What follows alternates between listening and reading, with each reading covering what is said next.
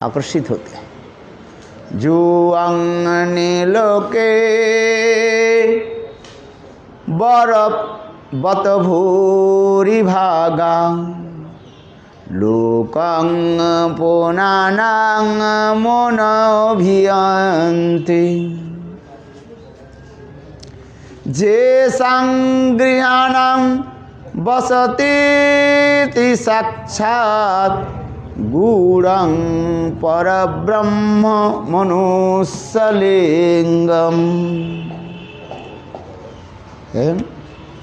नारद ऋषि युधिष्ठिर महाराज के निकट यह कह रहे हैं। क्या बोल रहे हैं? जुआंग नीलोके बत भूरि भागा लोकं पुनानां मुनभियन्ति जेषां गृहाणां वसतीति साक्षात् गूढं परब्रह्म मनुष्यलिंगम।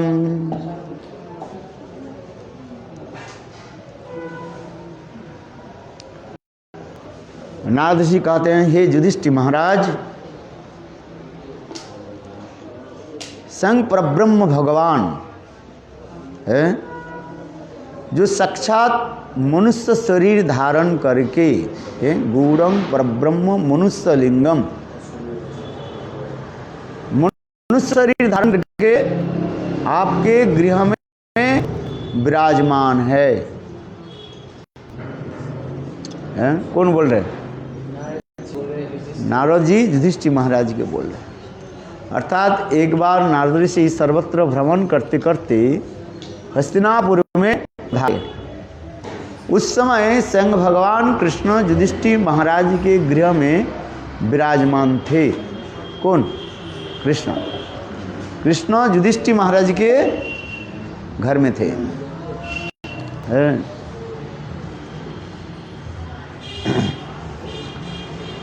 और युधिष्ठिर महाराज नारद ऋषि साधु के देख करके प्रणाम आदि किया, उनके यथा आसन पर बैठाया और उनके सादर अभिनंदन किया। इसके पश्चात युधिष्ठिर महाराज बहुत दीनहीन होकर के नारद ऋषि के जो गृहस्थ धर्म के बारे में पूछने लगे, क्योंकि लोग साधु के श्रेष्ठ मानते हैं। विशेष करके त्यागी जो साधु है, जो घर बार छोड़ करके भगवान के भजन करते हैं, इसलिए साधारण रूप में गृहस्थ लोग उसके ही सम्मान करते हैं। ठीक उसी प्रकार युधिष्ठिर महाराज नारद ऋषि के जो है ऊंचे आसन पर बैठाया और बैठा करके जब एक गृहस्थ धर्म के बारे में पूछने लगे हैं, तब उस समय नारद ऋषि कह रहे हैं, क्या बोले? जुआंग नीलोके बतभूरि भागा।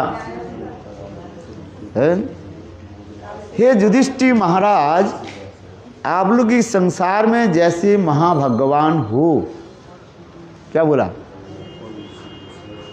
ये और कोई नहीं है। ये कहते जुआंग नीलोके बतभूरि भागा।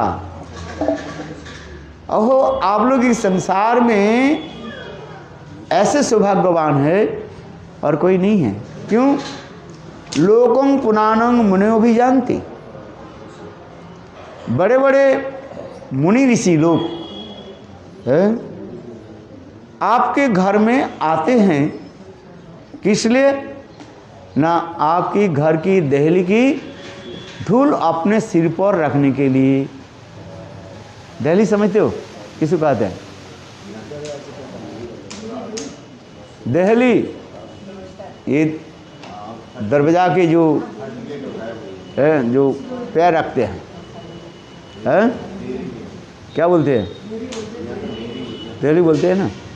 तो देहली पर है जिसके चौखट कहा जाता है, बस चौखट है। घर की जो चौखट जो है, उस चौखट की ये धूल जमा रहता है, थोड़ा वो धूल पड़ा रहता है, उस धूल को सिर पर रखने के लिए बड़े बड़े मुनि लोग भी आते हैं। इसलिए कह रहे हैं लोकं पुनानम मुनियो अभियंती जेसंग गृहान, क्यों जेसंग गृहाणांग वसति साक्षात गूढ़ं परब्रह्म मनुष्यलिंगम, क्योंकि आपके घर में साक्षात गूढ़ परब्रह्म भगवान है, मनुष्य शरीर धारण करके अब विराजमान है, अर्थात कृष्ण विराजमान है। आपके गृह की महिमा क्या वर्णन करें, क्योंकि शास्त्र में कहा गया जिस दिन गृह में भगवान के भजन होती है, भगवान वहीं पर प्रकट हो जाते हैं।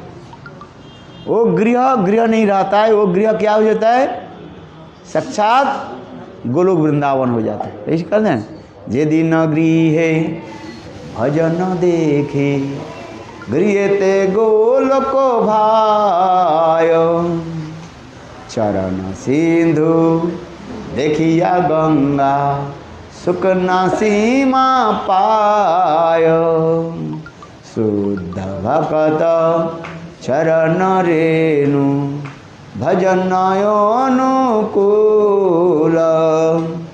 भक्त सेवा परम सिद्धि प्रेम लती कर मूल, शुद्ध भक्त चरण रेणु भजन अनुकूल, भक्त सेवा परम सिद्धि प्रेम लती कार मूल। भक्ति ठाकुर का जे दिन गृहे भजन देखी गृह ते गोलोक भाय, जिस दिन गृह में भगवान की भजन होती है, वो गृह नहीं है, वो साक्षात गोलोक वृंदावन प्रकट हो जाता है। जे दिन गृह भजन देखी गृह ते गोलोक भाय, चरण सिंधु देखिया गंगा सुख न सीमा पाए। चरण सिंधु, सिंधु माने समुद्र है, भगवान की चरण कमल में समस्त तीर्थ आदि विराजमान रहते है कि नहीं। चरण सिंधु देखिए गंगा, इसलिए भगवान के एक नाम है क्या, तीर्थपाद कहा जाता है, जिनकी पाद माने पद, चरण में समस्त तीर्थ विराजमान है। केवल तीर्थ नहीं, महातीर्थ आदि अपने आप विराजमान है। गंगे जुगनी सरस्वती गोदावरी नर्मदे ताप्ती है, जितने प्रकार की पवित्र नदियाँ तीर्थ आदि, सप्त तीर्थ आदि क्या होते हैं न, भगवान के चरण में विराजमान होते हैं। और जिस दिन गृह में भजन होती है, वो गृह कैसे होता है, साक्षात गोलोक वृंदावन। फिर कहते हैं जे दिन गृह भजन देखी गृह ते गोलोक भाव, चरण सिंधु देखिया गंगा सुख न सीमा पाए है। इसलिए कह रहे हैं जी परब्रह्म गूढ़ं परब्रह्म मनुष्यलिंगम, वो अत्यंत जो गोपनीय जो तत्व गूढ़ं परब्रह्म, ब्रह्म साक्षात परब्रह्म भगवान है, आपके गृह में मनुष्यलिंगम, मनुष्य शरीर धारण करके विराजमान है। तो आप लोग कितने सौभाग्यवान। कौन कह रहे हैं, क्यों कह रहे हैं, क्यों कह रहे हैं।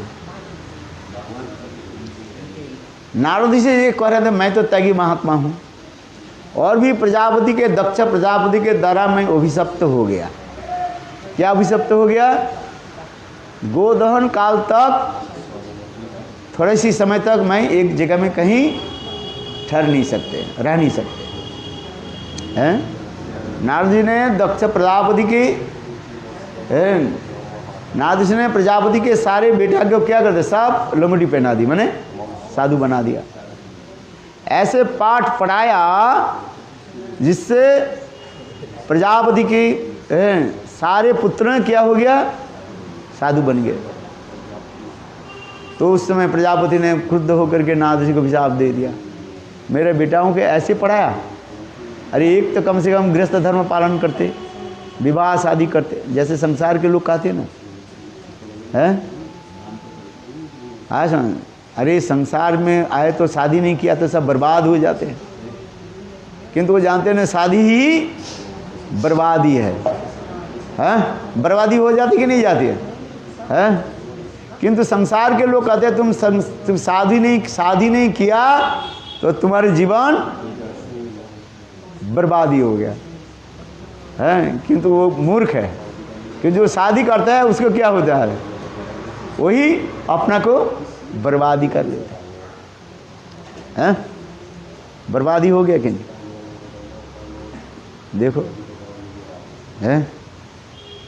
इसलिए प्रजापति ने किया कि नारद जी को अभिशाप दे दी, जाओ तुम एक जगह में गोदहन काल तक ठहर नहीं सकते। गोदहन समझते, गाय दूध काटने के जितने समय लगता है 5 मिनट 10 मिनट जो है, उतने समय तक तुम एक जगह में रह नहीं सकते हो। इसलिए नारद जी के भ्रमण करना पड़ता है। नारद जी किस लिए भ्रमण करते हैं?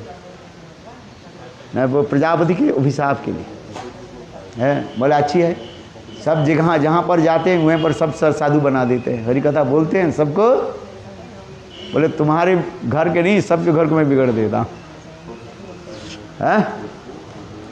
साधु जिस घर में जाते हैं उनके घर की सभी को साधु बना देते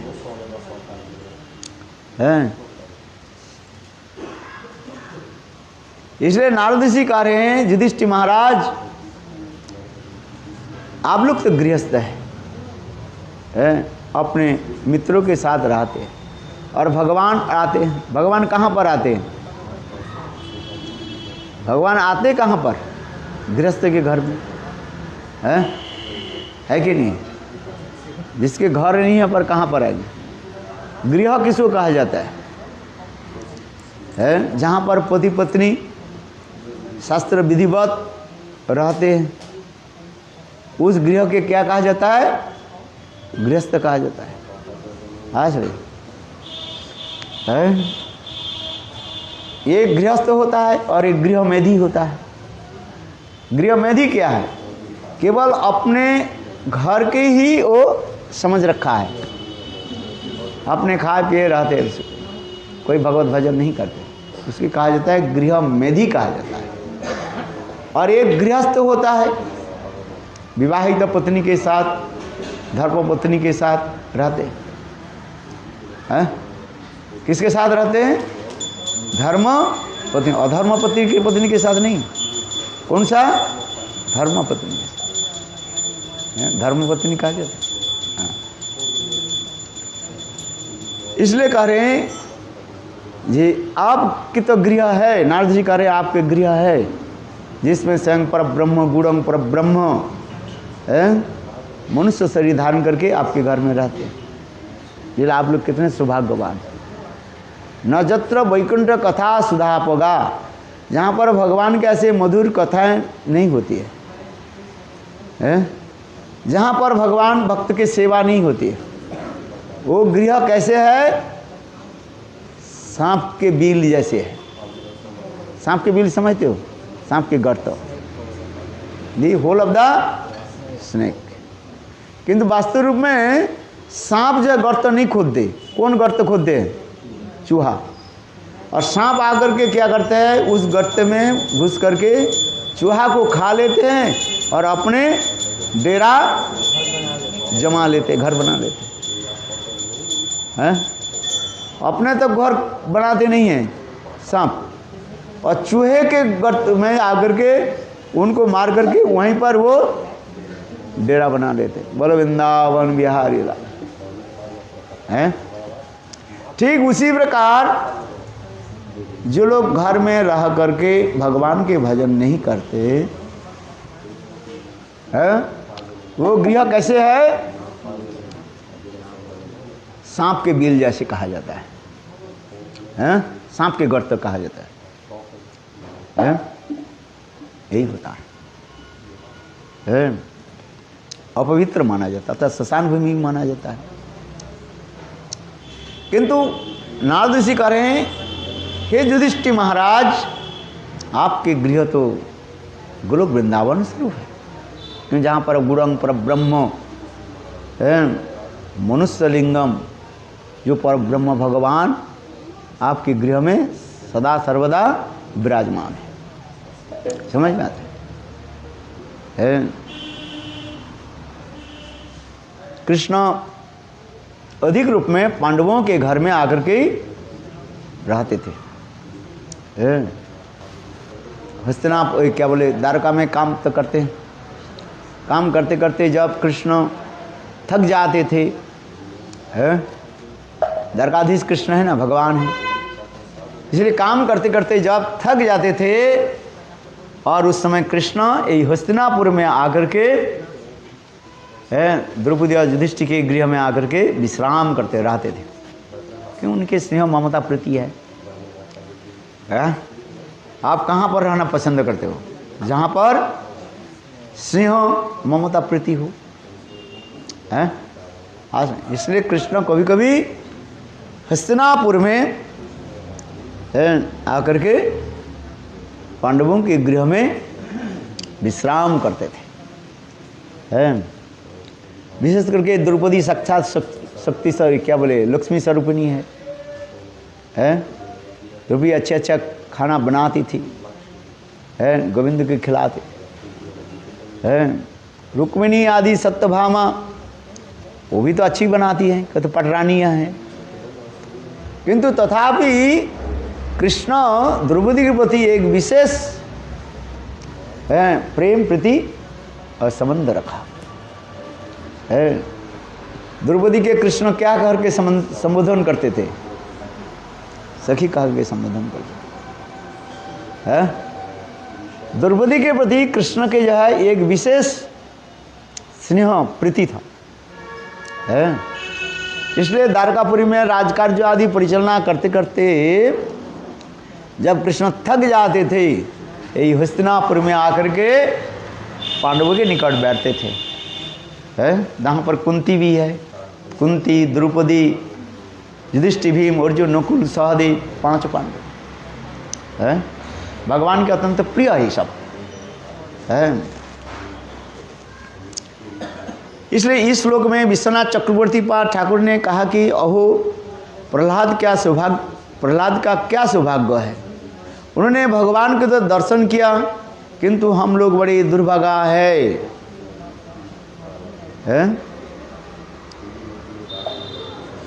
इस प्रकार महाराज युधिष्ठिर को नारद ने कहते हैं प्रहलाद के गुरु मुझ नारद से भी मुझ दूर से भक्त भी हैं, तक भी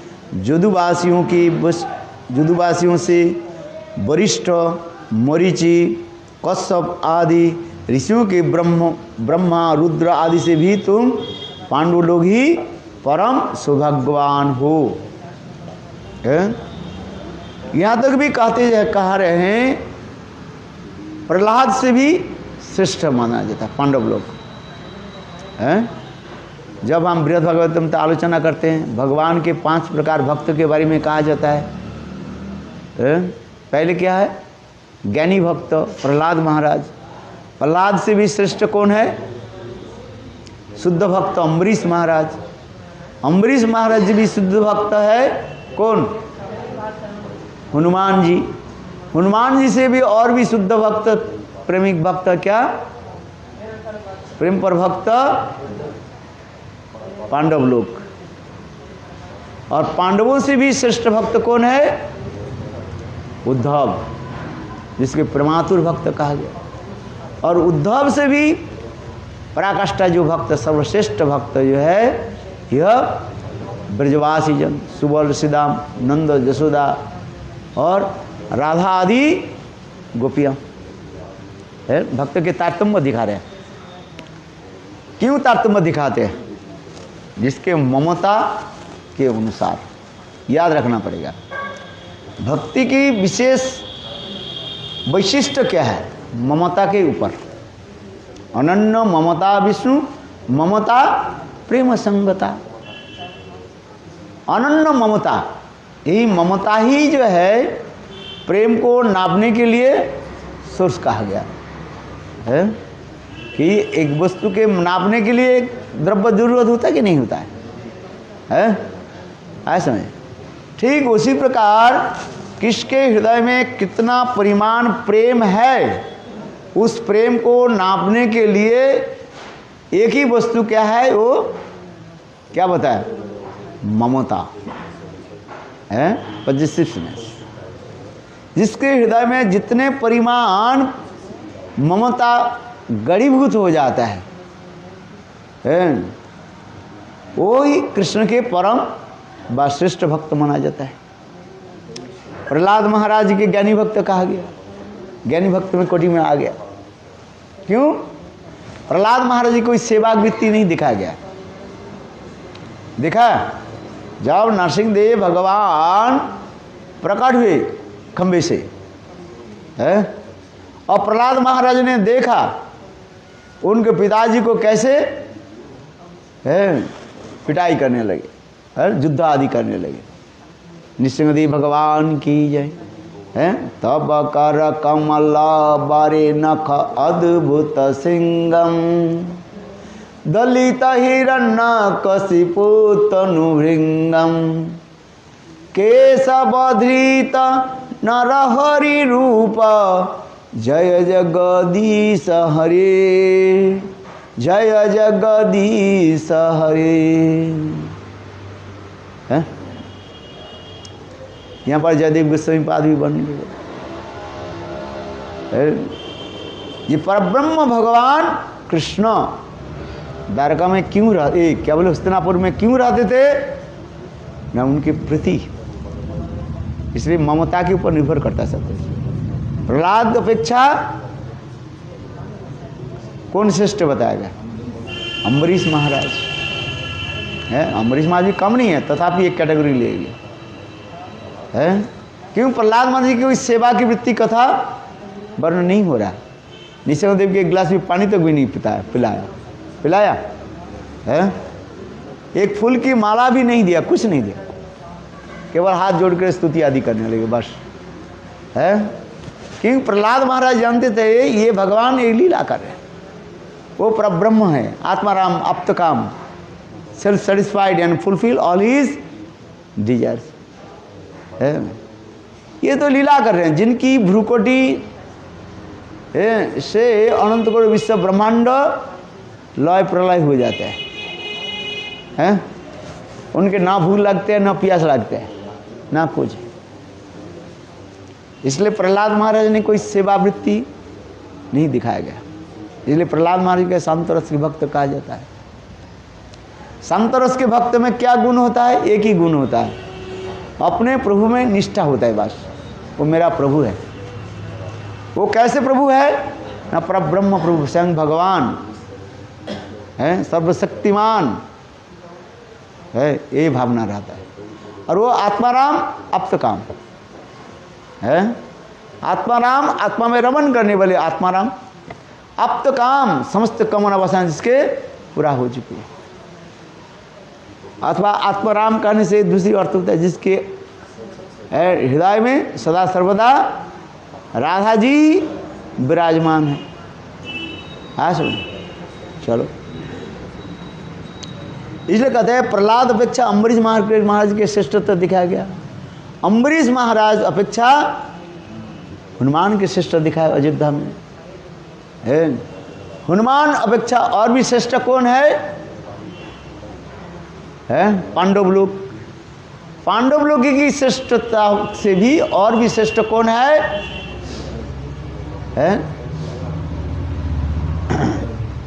उद्धव जी। और उद्धव से श्रेष्ठ ये ब्रजवासी के बारे में नाम आ रहा है।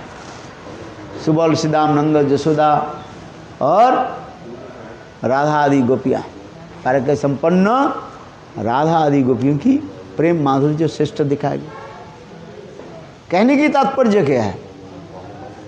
सब कुछ निर्भर करता है ये ममता के ऊपर। इसलिए कहते हैं अनन्य ममता विष्णु ममता प्रेम संगता। प्रेम की परिभाषा जो है यही ऊपर करते हैं। बेजमेंट क्या है? किसके हृदय में कितना परिमाण ममता है, है। आज समझिए, ममता के ऊपर निर्भर करता है। पॉजिटिव शांत रस में ममता नहीं रहता है, ममता गंधहीन, इसलिए सेवा नहीं रहता। प्रहलाद महाराज शांत रस में आ गए। और युधिष्ठिर महाराज के कहा गया, पांडव लोगों के क्या कहा गया? प्रेम पर भक्त कहा गया है। इस प्रकार महाराज युधिष्ठिर नारद जी कहते हैं प्रहलाद के गुरु मुझ नारद से दूसरे भक्तों, यहाँ तक भी जदुवरवासियों की वशिष्ठ, मरीचि, कश्यप आदि ऋषियों से, ब्रह्म रुद्र आदि से भी तुम पांडव लोग ही परम सौभाग्य हो। है, ये श्रीमद् भागवत में ऐसी कथा आ रही है। क्योंकि अपने दर्शन आदि के द्वारा त्रिभुवन को पवित्र होने वाले हैं, फिर भी ऋषि मुनिगण अपने को सब प्रकार से चरित्र पवित्र करने के लिए तुम्हारे घर में आगमन करते हैं। यहाँ पर नारद ऋषि कह रहे हैं, यही स्वयं परब्रह्म भगवान आप लोग के गृह में ही सदा सर्वदा विराजमान है। क्योंकि यहाँ पर वेदों के लिए भी निगूढ़ नराकृति परब्रह्म, तुम्हारे जी बुलाने पर भी परब्रह्म आसक्ति के साथ सर्वदा विराजमान रहते हैं।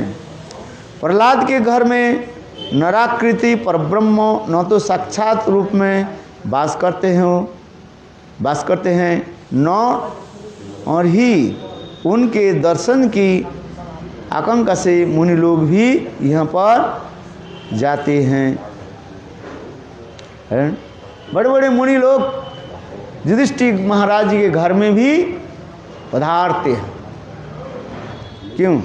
किसी न किसी बहाना से गोविंद के दर्शन हो जाए।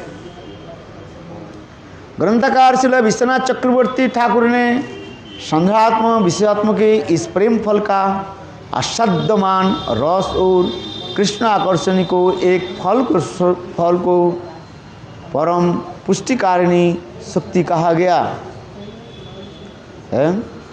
श्री विश्वनाथ चक्रवर्ती पाद इस श्लोक के टीका में लिख रहे हैं, साक्षात आनंद भगवान के दर्शन करके हृदय में एक अभूतपूर्व आनंद होता है। आया समझ?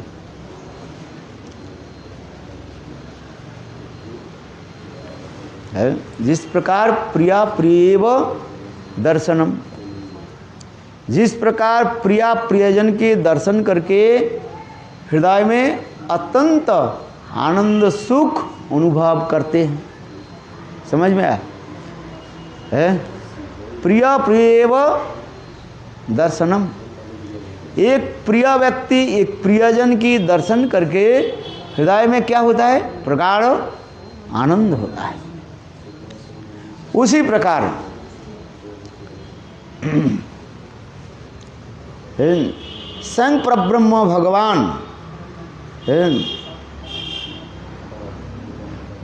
पांडवों के गृह में विराजमान होते हैं। इसलिए कहते हैं संध्यात्मा विश्वात्मा को इस प्रेम फल का असाध्य रस एवं कृष्ण आकर्षण को इस फल को परम पुष्टिकारिणी शक्ति कहा गया है। ये भगवान के दर्शन करके भक्त के हृदय में क्या आनंद होता है कोई व्यक्त नहीं कर सकते, वो व्यक्त कहा गया। क्योंकि भगवान के इतने सुंदर रूप गुण लीला आदि जो है वो किसी शब्दों के द्वारा व्यक्त नहीं होते। श्रीत गोस्वामी ने श्रीमद् भागवत में शुद्धा या निर्गुणा भक्ति के दो स्वरूपभूत गुणों का वर्णन किया है। उसे कहता है आहुति की और फलाकांक्षी से रुति एवं अप्रतिहता प्रकार के विघ्न से रहित है। जब हृदय में भक्ति उत्पन्न होने पर क्या होता है? अहेतु की अप्रतिहता कहा गया है। दो विशेषण जोड़ दिया गया। भक्ति कैसी होनी चाहिए? एक अहेतु की और अप्रतिहता। अहेतु की माने फल आकांक्षा से रहित, फल की इच्छा नहीं रखते।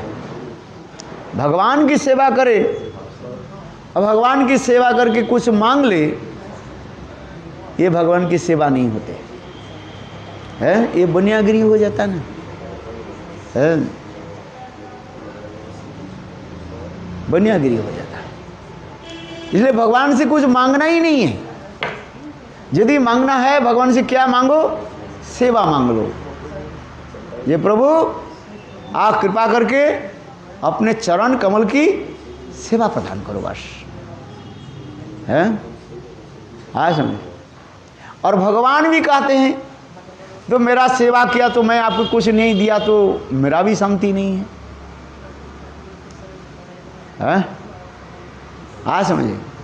भगवान कहते हैं तुम मेरा सेवा किया और मैंने तुमको कुछ नहीं दिया, ये कैसे हो सकता है?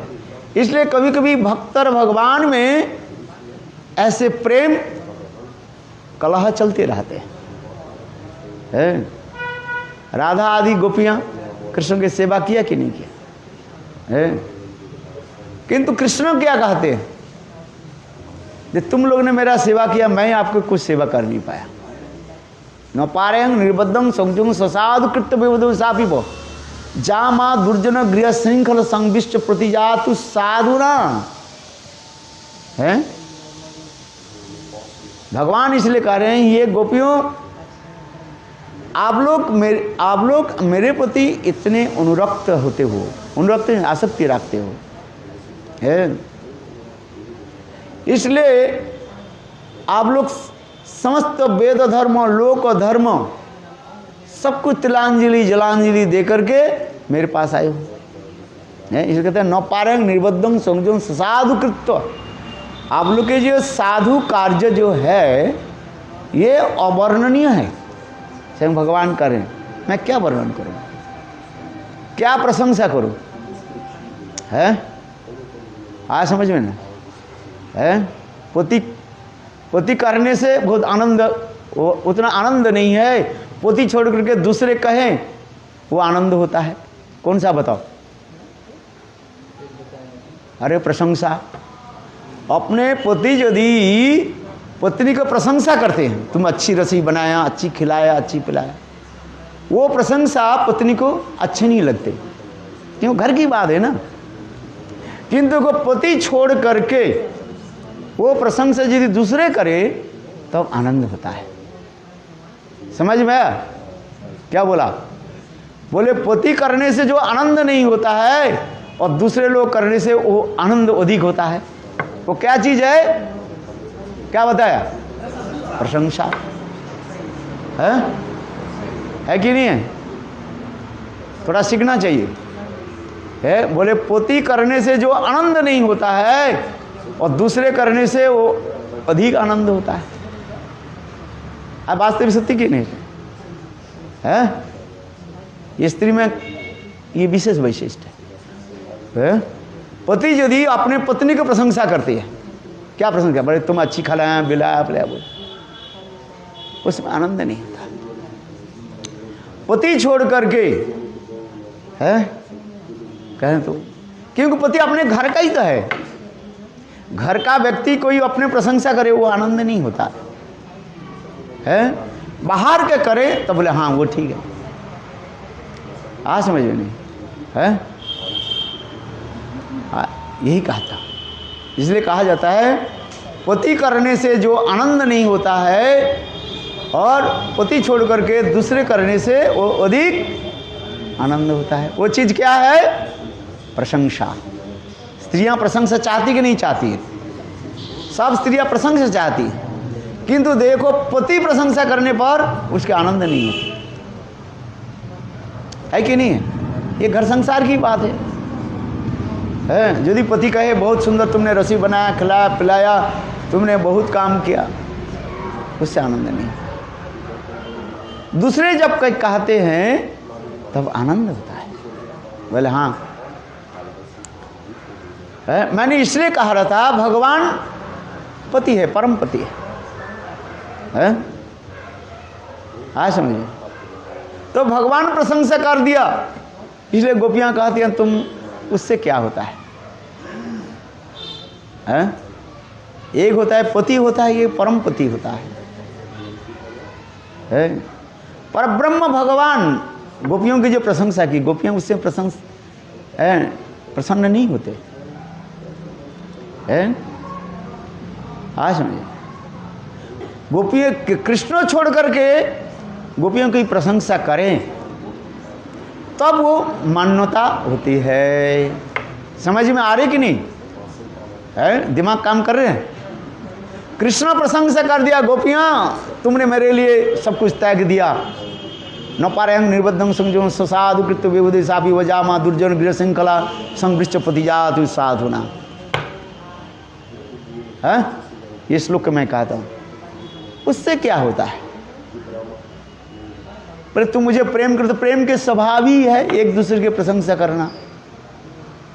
है, कहते हैं नहीं महाराज बहुत खिलाया पिलाया, कहते हैं हाँ आपने, अथवा आपने बहुत सेवा की, उससे मजा नहीं आता है, आनंद नहीं होता है। आनंद कौन होता है? जो तीसरी कोई व्यक्ति प्रशंसा करे। इसलिए स्वयं भगवान ने किया कि उद्धव के द्वारा राधा आदि गोपियों की ध्वजा उड़ाया। ध्वजा समझते हो? फ्लैग उड़ाया है। उद्धव आकर के प्रशंसा करने लगे, ये बात सत्य है। उद्धव के द्वारा राधा आदि गोपियों की प्रशंसा जगत में स्थापित कर दिया, ध्वजा उड़ाया। इसलिए उद्धव ने क्या किया?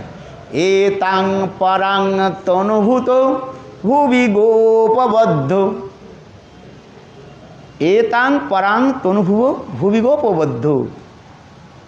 इस संसार में मनुष्य शरीर तो लोग प्राप्त करते हैं। उस मनुष्य शरीर में श्रेष्ठ शरीर कौन सा है? ब्रह्म शरीर, ब्रह्मा शरीर कहा जाता है, व ब्राह्मण शरीर कहा जाता है। एतांग परांग तनुभूतो भुवि गोपबद्धो। गोविंद क्या बोले? निखिलात्मनाम रूढ़ भुवि भावा। है, इस संसार में उद्धव क्या रहे? एतांग परांग तनुभूतो भुवि गोपबद्धो गोविंद एवं निखिलात्माना रूढ़ भावा जद वंचन्ति भवभ्यो मुनयो वंच। कितना सुंदर श्लोक कह रहे हैं। उद्धव जी राधा आदि गोपियों की प्रशंसा कर रहे, समझ में आया ना? कृष्ण तो प्रशंसा कर दिया, क्या प्रशंसा किया? न पारयं निर्विद्धम, इस श्लोक के द्वारा। इससे गोपियों की मनोतुष्टि नहीं हुआ है, किंतु कृष्ण तो अपना ही है, प्रेम की स्वभाव है? आपके है कि नहीं है? आपके पत्नी ने बहुत सुंदर सब्जी बनाई, आपने कहा था बहुत सुंदर बनाया, ये घर की बात है? किंतु देखो दूसरे व्यक्ति कहीं कहे तो उसमें आनंद होता है। इसलिए स्वयं भगवान ने क्या कि उद्धव के द्वारा गोपियों की प्रशंसा की ध्वजा, प्रशंसा की ध्वजा, ध्वजा समझते हो? पताका जो है, झंडा जो है उड़ाया, फरफराया। हिमालय की उच्च एवरेस्ट श्रृंग में जाकर के फरफराया। है, समझते आते हैं? माउंट एवरेस्ट, हिमालय की सर्वोच्च शिखर क्या है? माउंट एवरेस्ट कहा जाता है। पर्वत में आरोहण करते करते चढ़ते चढ़ते कहाँ पहुंच गए? हिमालय के सर्वोच्च जो ध्वजा, श्रृंग जिसको कहा जाता है, वहीं पर ध्वजा फड़फड़ा, ध्वजा उड़ाया। ठीक उसी प्रकार स्वयं भगवान कृष्ण गोपियों की तो प्रशंसा कर दिया है, जिसके श्रेष्ठ माना जाता है, किंतु इसके द्वारा गोपियां संतुष्टि नहीं हुई। किंतु देखो जब उद्धव के द्वारा जगत में गोपियों की सर्वश्रेष्ठ प्रशंसा स्थापित किया, तब सभी लोग समझने लगे ये गोपियों की महिमा क्या है। 6 श्लोकों के द्वारा ये श्लोक एक विशेष कहा गया। कौन सा? एतांग परांग तनुभूतो भुवि गोपबद्धो गोविंद एव निखिलात्माराम रूढ़भावा वंचन्ति जद्भ्यो मुनयो वयंच किंग ब्रह्म जन्म भी है रूढ़भावा किंग जन्म भी अंत। अरे श्लोक फिर बोलते एतांग परांग भुवि भव एतांग परांग एतः परम। ये जो गोपियों की जो शरीर जो है और शरीर धारण करना ये सर्वश्रेष्ठ है। कि संसार में श्रेष्ठ शरीर किसको माना जाता है? मनुष्य शरीर है। पशु पक्षी अपेक्षा मनुष्य शरीर के ही श्रेष्ठ माना जाता है। इसलिए एतांग परांग तनुभूतो भुवि गोपबद्धो, और जितने भी मनुष्य है इस संसार में सर्वश्रेष्ठ शरीर किसको मिली? यह गोपियों की। क्यों? इस गोपी शरीर के द्वारा ही गोविंद के प्रति जो रूढ़ भाव प्राप्त किया। एतांग परांग तनुभुवो भुवि गोपबद्धो है गोविंद एव निखिलात्मनि रूढ़ भावा। गोविंद के प्रति रूढ़ भाव हो जाना ये कोई साधारण नहीं है। साधारण लोग क्या समझे? स्नेह मान प्रणय राग अनुराग भाव महाभाव रूढ़ अधिरूढ़ मोहन मादन और मादनाक्ष महाभाव, ये किस में है? राधा आदि गोपियों में राधा जी की महिमा वर्णन हो रहा है। एतांग परांग तनुभो भुवि गोपबद्धो गोविंद एव निखिलात्मनि रूढ़ भावा वंचन्ति जद्भ्यो। वह प्रेम प्राप्ति करने के लिए ब्रह्मा शिव आदि बड़े बड़े देवता लोग भी क्या करते हैं? तरसते रहते हैं। किंतु अभी तो किसी की प्राप्ति नहीं है, न ब्रह्मा को, न नारद को और न शिव जी को। अरे यहाँ तक भी लक्ष्मी देवी के भी प्राप्ति नहीं हुई। और दूसरी की बात छोड़ो, लक्ष्मी देवी की भी प्राप्ति नहीं। लक्ष्मी स्वरूप में प्राप्त संभव नहीं है। जिस स्त्रियों के हम नीच मानते हैं, किंतु देखो उद्धव वह ब्रज स्त्रियों की कितने महिमा वर्णन कर रहे हैं। संसार में इस जगत के स्त्रियों के लोग क्या करते हैं? नीच मान लेते हैं। नीच समझते हो? छोटा मानते हैं, लो क्लास मान लेते हैं। किंतु उद्धव इस शास्त्र भागवत में गोपियों की महिमा वर्णन हो रहा है स्त्री जाति को। एतांग परांग तनुभुवो भुवि गोपबद्धो गोविंद एव निखिलात्मनि रूढ़ भावा जद वंचन्ति जद्भ्यो भवभ्यो मुनयो वंच। है उद्धव कर रहे हैं। बड़े बड़े मुनि लोग भी प्राप्त नहीं कर पाते। उद्धव कर रहे हैं मैं कौन सा खेती के मूली हूँ, मेरा भी प्राप्ति संभव नहीं है। तात्पर्य क्या है? जिस शरीर में ऐसे सर्वोत्तम प्रेम प्राप्त हो जाता है उस शरीर धारण करना ही श्रेष्ठ माना जाता है। शरीर के सब तो मिलता रहता है, खाए पियो मच करो चले दी गए, फिर शरीर छोड़ दिए छाई भस्म हो गया, फिर दूसरे शरीर प्राप्त कर लेते हैं।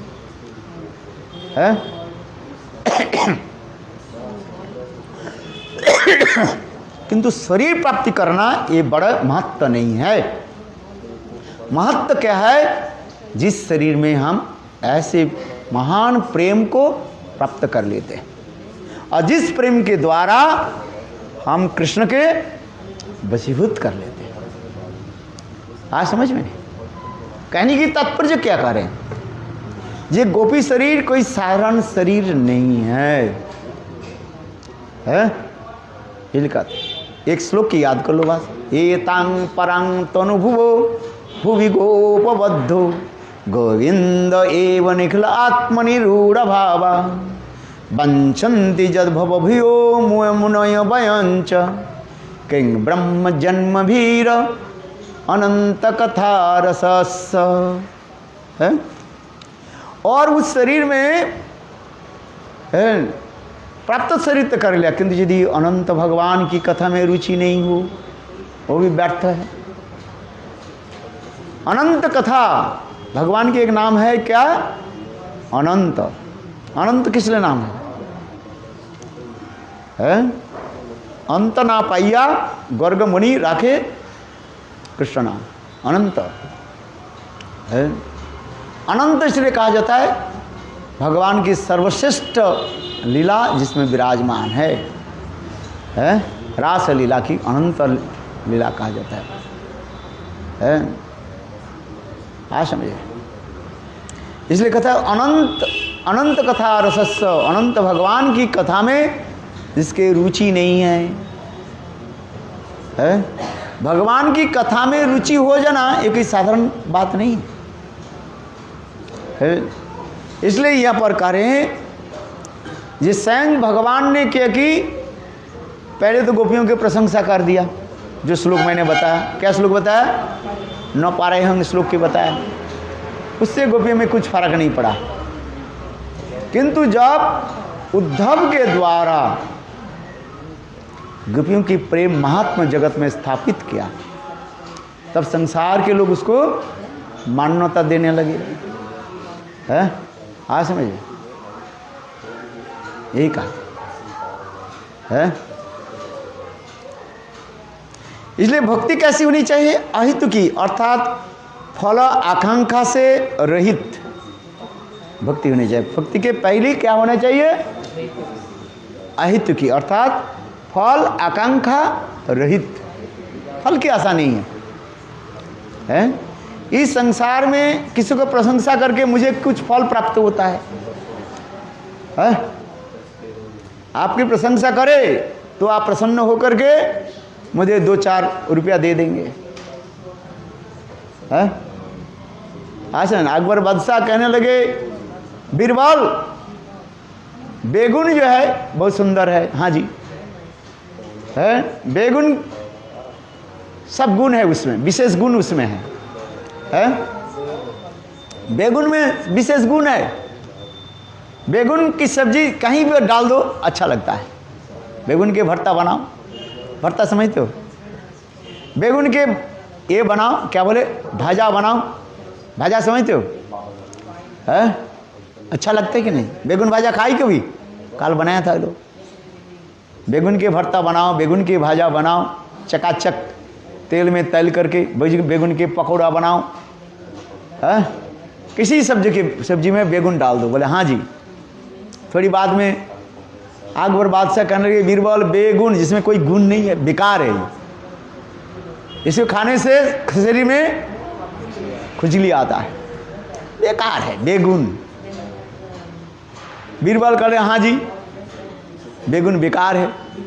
तो अकबर बादशाह कहने लगे मैं जब बेगुन की प्रशंसा करने लगे तुम हाँ कहने लगो, जब बेगुन के मैं कहने लगे बेगुन बेकार है तुम हाँ कहते हो, क्यों? कारण क्या है?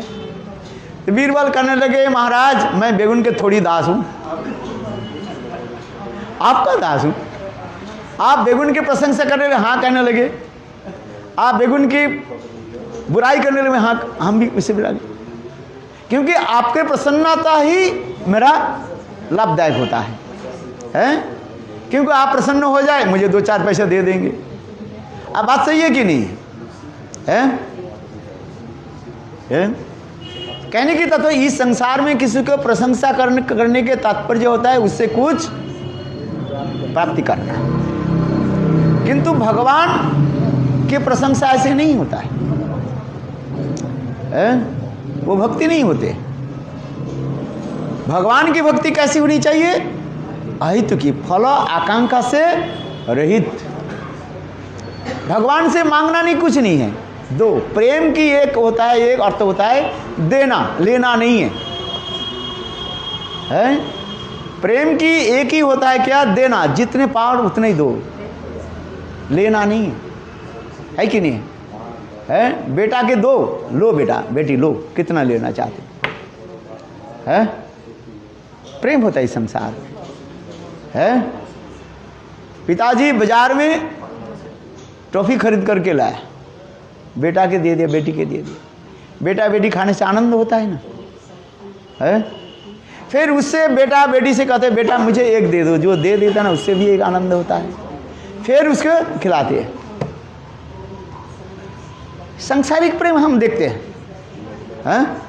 आप बाजार से जाकर के एक टॉफी खरीदा और बेटा के हाथ में दे दिया, फिर बेटा आपको हाथ में दे दिया, मम्मी अब खाओ, मम्मी नहीं खा करके फिर बेटा के खिलाते हैं। बेटा जब खाते हैं क्या आनंद होता है?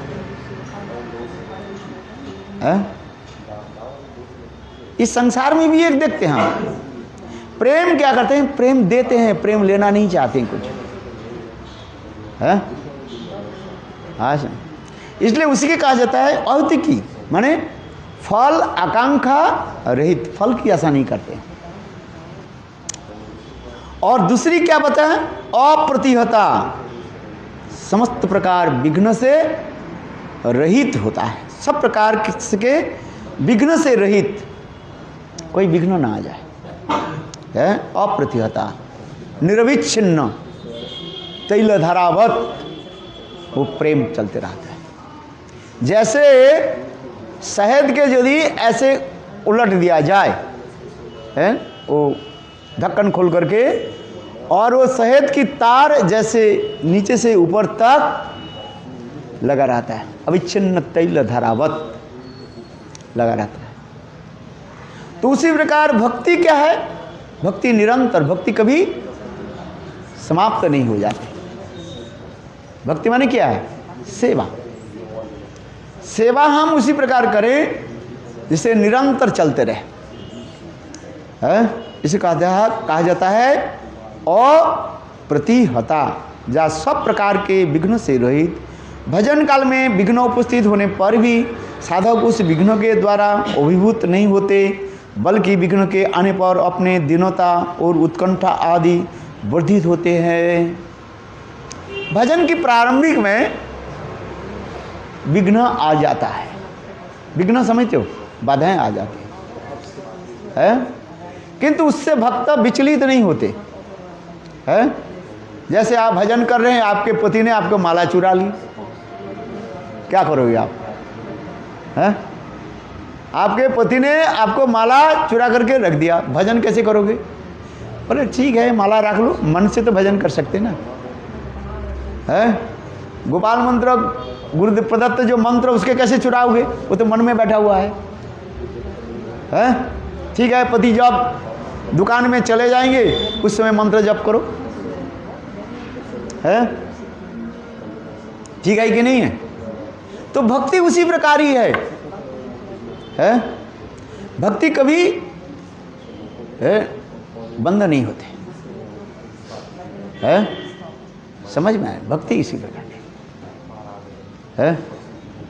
चलो माला चुरा लिया, मंत्र की पिपा चुरा लिया, चुरा लो, कोई बात नहीं है, किंतु अपने मन में जो गथा हुआ है गोपाल मंत्र, गायत्री मंत्र, वो कैसे चुराओगे? पति पाएंगे तो फिर, है? क्योंकि भक्ति की प्राथमिक अवस्था में कभी कभी बाधाएं आ जाती है, उससे भक्त कभी विचलित नहीं होते हैं। उससे उनके क्या होता है ना, दीनता और उत्कंठा आ जाता है। क्या दीनता आ जाता है? जो हमारे ऊपर जो कुछ भी अत्याचार हो रहा है, हो रहे, ये भगवान की इच्छा से मानो ये तत्तेनो कंपां सुसमीक्षमानो भंजाने बात्म कृतभी पाकम। हो सकता है मैं पूर्वजन्म में कोई ऐसी कर्म किया था जिसके फलस्वरूप ये समस्त बाधाएं आ रहे हैं, इसलिए कहते तत्तेनुकंपं सुसमीक्षमानु भंजानयेवात्म कृतविपाकम, है? ऐसे मानते हैं वो भक्त जो पूर्व जन्म मैंने किसी को कष्ट दिया था, शायद आज वो कष्ट हमारे पास आ रहे, क्या करें? हैं? जो बीज मैंने बोया वो बीज आप फलीभूत होकर के आ रहे। बीज किसने बोया? मैंने बोया। और फल क्या है? वो हमारे पास आ रहे। तो किसके ऊपर दोष लगाऊं? है कि नहीं है? इसलिए कह रहे हैं। और विघ्न आने पर उसके दीनता आ जाता है। और दूसरी क्या? उत्कंठा वर्धित होता है। और उससे भी और भी उत्कंठा होता है, हाय हाय मैं भगवान के और कैसे भजन करूं। है ये दीनता और उत्कंठा ये भक्ति के एक विशेष लक्षण भी बताया जाता है। जिसके हृदय में दीनता नहीं आया व उत्कंठा नहीं हुई, वो भक्ति नहीं हो रहा है। इसलिए कभी कभी भगवान जानबूझ करके भक्त के को भी ऐसे कष्ट दे देते हैं। ऐसे में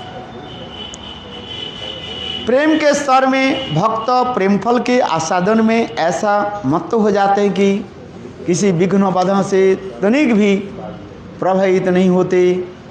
महाबलशाली योद्धा जिस प्रकार रणक्षेत्र में युद्ध के आवेश में अपने को भूलकर युद्ध में प्रमत्त हो जाता है, और महाधन का लोलुप तस्कर जिस प्रकार पाप इत्यादि यहाँ तक भी मृत्यु के भय से भी रहित होकर चोरी के कार्य में प्रमत्त हो उठता है, उसी प्रकार प्रेमिक भक्त अपने शुभ विषय में विचार रहित होकर प्रेम रस में आस्वादन में प्रमत्त हो उठता है। उदाहरण दे रहे हैं, प्रेमिक भक्त उनके हृदय में और भी उत्साह जग जाते हैं। अर्थात बाधा आने पर भी वो बाधा को बाधा नहीं मान करके और भी अधिक प्रेम रस में उन्मत्त हो जाते हैं। इस विश्व में भूख और खाद्य वस्तु एक दूसरे को विनाश क्या करते हैं। इस विषय में प्रेम राज्य की रीति कुछ और भी विलक्षण है।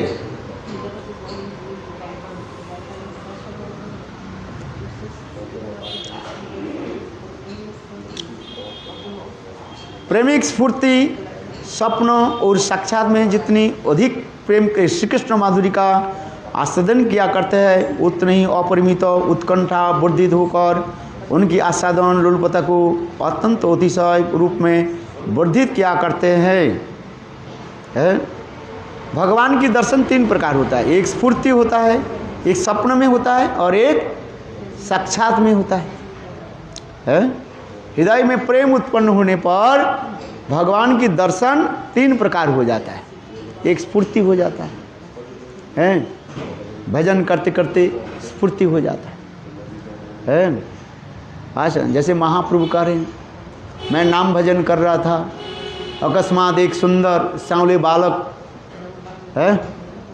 मेरे नयन पटल में आ गए और मुझे ऐसे हाथ हिला करके अपने तरफ आकर्षित करने लगे।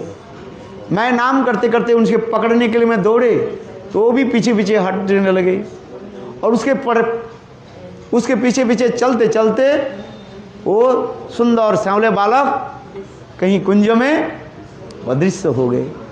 तब उनके नहीं प्राप्त करके मैं मूर्छित हो गया। और सपना में भी आ जाता है।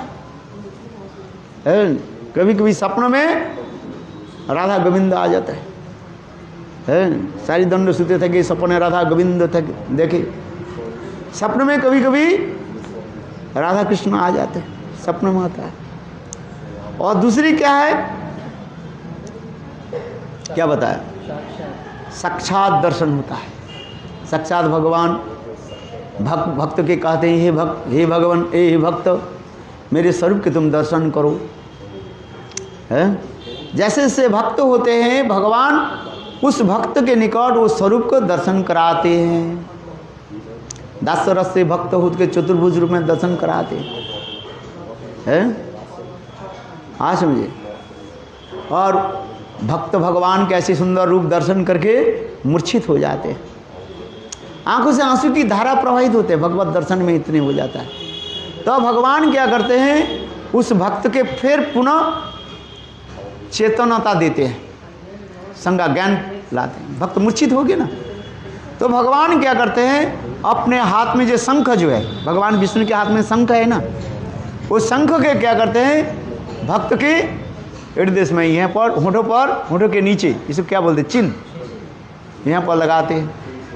और उस शंख के स्पर्श से, भगवान की शंख के स्पर्श से भक्त पुनः ज्ञान प्राप्त करके अपने आँख खोल देते हैं और भगवान कैसे सुंदर रूप दर्शन करके विभोर हो जाते हैं और फिर पुनः मूर्छित हो जाते हैं। बोले भगवत दर्शन में क्या होता है, इतने आनंद होता है, उस आनंद जनित मूर्छा आ जाता है, मूर्छा न कहा जाता है, साक्षात दर्शन। जैसे ध्रुव महाराज हैं, भगवान के साक्षात दर्शन दिया, शंख चक्र गदा पद्म रूप में दर्शन दिया है। कहने लगे ध्रुव मुझे कुछ वर मांगो, तो ध्रुव जी ने क्या कहा, कहने लगे प्रभु आपके ये चरण कमल जो है, देव मुनिंद्र गुज्जम, बड़े बड़े देवता लोग की भी दुष्प्राप्य है, आपने अहित कृपा करके मुझे दर्शन दिया, वरंग न जाचे, मुझे वर देने के लिए आप मुझे प्रोत्साहित ना करें, मुझे वर नहीं चाहिए प्रभु, मुझे वर नहीं चाहिए। मैं तो केवल एक कांच के टुकड़े जो है खोजने के लिए, काचो माचो मांग विचिन्न, संसार की वस्तु प्राप्ति करने के लिए आया था। वो तो कांच के समान है, कांच समझते हो है, बोतल अथवा जो टूटा फूटा जो है, यही तो, उसे कोई पैसा थोड़ी है, कुछ कोई मूल्य नहीं है। काचो माचो मांग विचिन्नत, मानो टूटे फूटे कांच के टुकड़े को खोजने के लिए मैं आया था, अर्थात सांसारिक वस्तु प्राप्ति करने में आया था। और आपने कृपा करके आपके ये दुर्लभ चरण मुझे दर्शन कराया, इसलिए वरंग न जाचे, मुझे वर प्रार्थना करने के लिए उत्साहित न करें, है। तथापि भगवान ने क्या कहा, हे प्रहलाद, ध्रुव है, नहीं तुमको मैं कुछ वर देना चाहता हूँ, है। तो इसी प्रकार से भगवान नारायण ने ध्रुव को भी वर दिया, जाओ 36,000 साल तक निर्विघ्न में निष्कंटक राज्य शासन करो, और इसके पश्चात तुम्हारे लिए एक लोक भी बना देता हूँ, जिसे कहते हैं ध्रुवलोक, है। अर्थात 36,000 साल तक राज्य शासन करने के बाद तुम ध्रुवलोक में जाओगे। जब तक सूर्य चंद्र ग्रह तारा नक्षत्र आदि रहेगा तब तक तुम्हें लोग स्मरण करेगा। आज तक ध्रुवलोक है ना, ध्रुवलोक जिसे कहा जाता है, देखो है, क्योंकि भगवत दर्शन बेकार नहीं जाता, अमोघ कहा जाता है, साक्षात दर्शन है। प्रहलाद महाराज को साक्षात दर्शन दिया है, ध्रुव प्रहलाद आदि है। और बाकी भक्तों की तो क्या बताए, गोपियों की तो सदा सर्वदा दर्शन होती रहती है, गोविंद दर्शन में इतने आनंद है। राधा जी कहते हैं जिकाले बस अपने देखिनी से चांद बदन, सही काले आइल दुई बैरी आनंद और मदन भरी लीलो मोर मन की देखी मोमुई। साक्षात दर्शन होता है, गोविंद कभी कभी गोपियों के निकट साक्षात दर्शन देते और उसमें इतने आनंद होता है, गोविंद दर्शन में इतने आनंद होता है, आंखों से आंसू की धारा प्रवाहित होता है और हृदय में इतने प्रबल प्रेम उत्पन्न हो जाता है। कहते गोविंद के कहाँ बैठा हूँ, है। जी काले बस अपने देखिली से चांद बदन, सही काले आइल दुई बैरी आनंद और मदन हरि लीलन मोर मन की देखी मोई। क्या दर्शन करें, है। भगवान की दर्शन में इतने आनंद होता है क्या बात है। श्याम रमा रमणम सुंदरता वरिष्ठ सौंदर्य मोहित समस्त जगत जनस्य श्यामस्य वाम अबद्ध तनुम कदाहम ताम इंद्रावरम। कितना सुंदर, गोविंद के दर्शन में इतने आनंद होता है। हाँ समझिए, ये समझते दिखा रहे हैं। इसलिए कह रहे हैं साक्षात दर्शन है। इसलिए 3 प्रकार कहते हैं, प्रेमिक भक्त जो स्फूर्ति, स्वप्न और साक्षात में जितनी अधिक कृष्ण माधुरी का आस्वादन किया करते हैं उतनी अपरिमित उत्कंठा वर्धित होकर उनकी आस्वादन रूपता को अत्यंत अतिशय रूप में वर्धित किया करती है। इस प्रकार तीव्र तृष्णा ही आस्वादन का परिमापक है।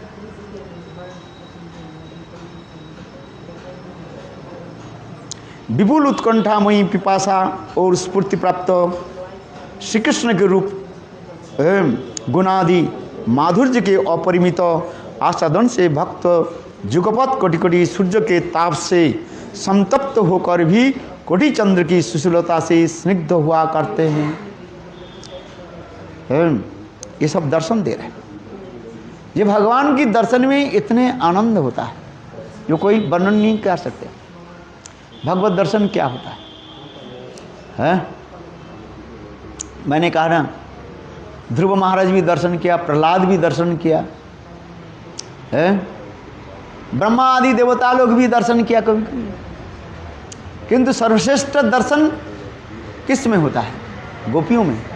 और गोपियों में श्रेष्ठ दर्शन किस में है? राधा जी में।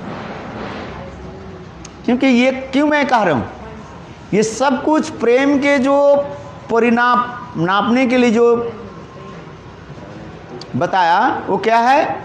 ममता। जिसके जितना ही ममता होता है उस ममता के अनुसार दर्शन उतना ही गाढ़ता होता है। सबके ऊपर निर्भर करता है। प्रेम जो है एक प्रेम की जो है एक विशेष वैशिष्ट्य है ममता। ममता समझते हो? बाजार में नहीं मिलेगा वो ममता साहब हृदय में आता है। जिस प्रकार माँ संतान को जन्म देने पर संतान में एक ममता हो जाता है, ये मेरा है? आज समझिए, ममता जो होता है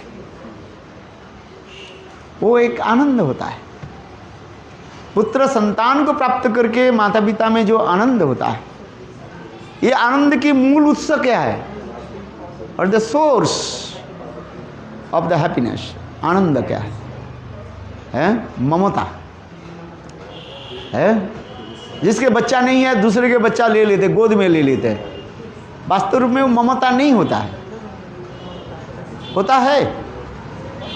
इसलिए तुलसीदास जी कह रहे बांझ क्या जाने है। पुत्र स्नेह की ममता जो है बांझ की होता है। कुछ बांझ समझते हो किसको कहता है? जिसके बच्चा नहीं होते उसके पास क्या है? ममता नहीं।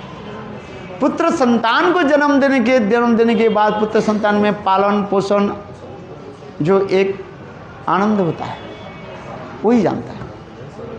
उससे कटिगुण इस संसार के लिए तो दुखदायी है। इस संसार में जब बच्चा हो जाता है माँ की दुख होता है। उसके पालन पोषण करने में बस भजन साधन सब चपट गए हैं। शादी जब नहीं हुई थी तब वो भजन करती थी, और शादी होने के बाद बाल बच्चा जब हो गया भजन थोड़ी होता है, बेकार की बात है सब है। उसी लालन पालन में लग जाते हैं वो है। बच्चे को टट्टी पेशाब उसको साफ करने में उसके समय लग जाता है। वो कहाँ भजन होता है? बेकार की बात कहा जाता है। भजन होता है? कुछ नहीं भजन होता है। टें टें बें बें बें बें बें हारमोनियम जैसे पें पें पे करते रहते करके भजन नहीं होता है। भजन कब होता है? जब इस संसार की सारी वस्तु से जब निर्मुक्त हो जाता है। चलो हम जो कह रहे हैं तीव्र तृष्णा ही आस्वादन का परिमापक है। विपुल उत्कंठामयी पिपासा और स्फूर्ति प्राप्त श्री कृष्ण के रूप गुण आदि माधुर्य के अपरिमित आस्वादन के भक्त जुगपद कोटि कोटि सूर्य के ताप से संतप्त होकर भी कोटि चंद्र की सुशीलता के स्निग्ध हुआ करते हैं। आनंद इतना होता है ये समझ नहीं पाओगे। बोल तो दिया मैंने, है, इसलिए उत्कंठामयी प्रेम कहा जाता है। ब्रजगोपी के हृदय में जो प्रेम है उसके प्रेम को क्या कहा गया? उत्कंठामयी प्रेम है। इसलिए प्रेम के फिर ब्रज प्रेम के 3 स्तर बताया गया। एक है विवेक शून्य प्रेम, दूसरी सौहृद प्रेम कहा जाता है, और तीसरी ये उत्कंठामयी प्रेम। ये उत्कंठामयी प्रेम केवल मात्र राधा आदि गोपियों में ही है। गोविंद के दर्शन से भी वो प्रसन्न नहीं होते। गोविंद की साक्षात सेवा है, बस जो दर्शन से मैंने कहा वो भी नहीं होता है, साक्षात रूप में गोविंद की सेवा है। देखो लिखा है, ये समस्त सुंदर कथा यहाँ पर वर्णन होते जा रहे हैं। अभी तुलसी लो, ये करो, गंगे चंपे करो, है, हाँ लगाओ। कहाँ गए? 8:30 बज गया।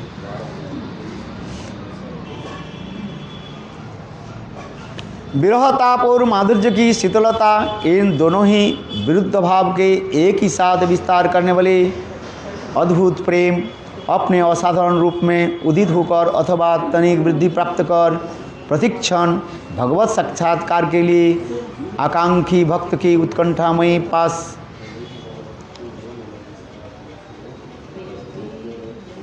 महादाय अग्नि के भांति प्रबल हो जाती है। इस प्रकार वह दग्ध करता है कि उत्कंठा की प्रबलता से स्फूर्ति प्राप्त भगवान के रूप और लीला की माधुर्य से भी उनकी तृप्ति नहीं होते। उस अवस्था में उस प्रेम भक्त की अपने बंधु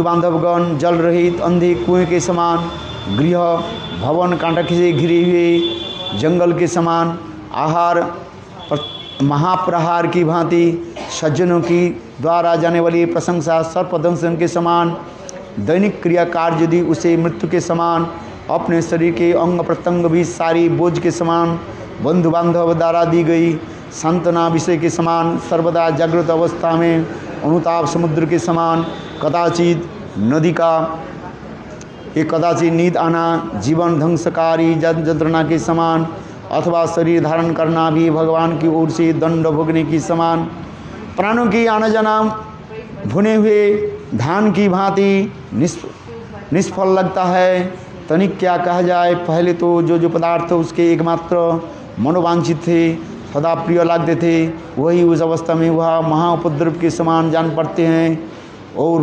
भगवान चिंतन भी उसके टुकड़े टुकड़े करने वाली प्रतीत होता है।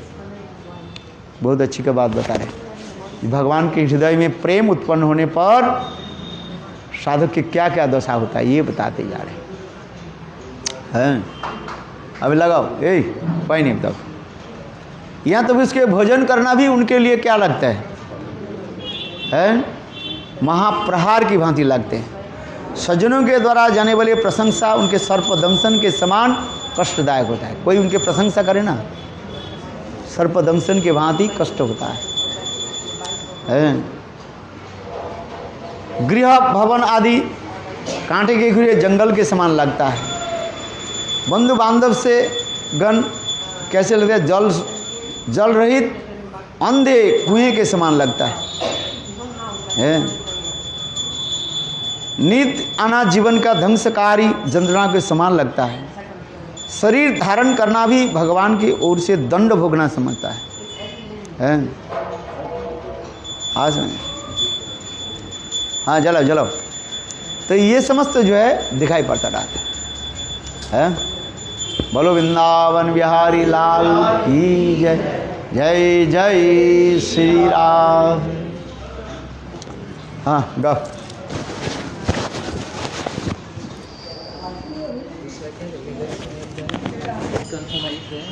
तीसरा शुरू तीन प्रकार का